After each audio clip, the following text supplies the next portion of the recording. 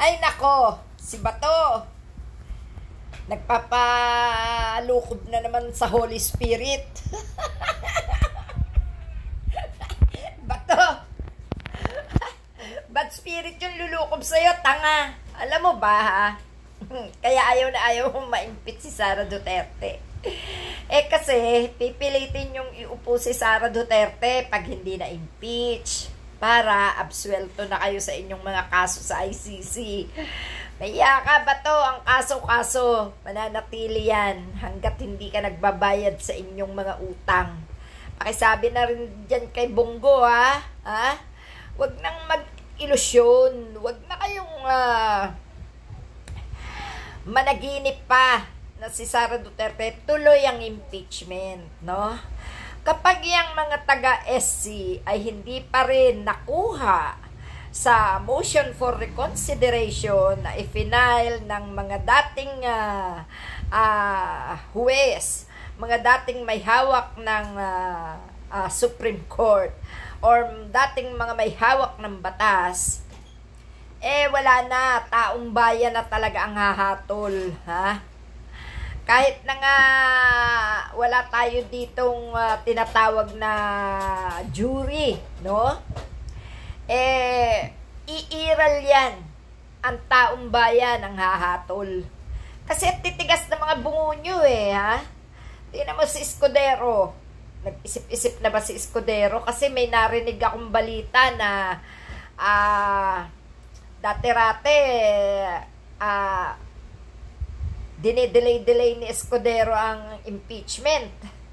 Ngayon, anytime daw pwede na umpisahan. Bakit, Escudero? Natatakot ka ba dahil mga nakakasana ang rally ng taong bayan? Baka hindi nga lang rally yan Baka mag-people's power na yan at patalsikin na kayong lahat dyan. Para kayong mga, para kayo yung mga popcorn na nagtatalsikan sa kawaling mainit, no? Kasi sobra kayo sobrang panggagago nyo sa taong bayan ha?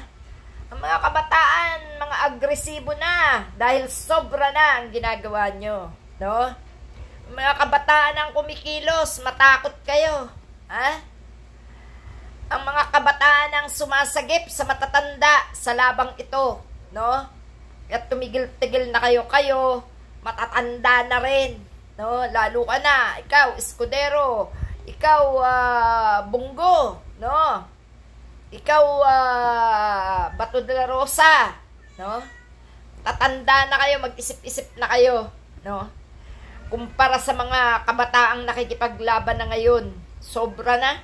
Sipin nyo, mga university, talagang punong-puno na yung mga bata sa inyo.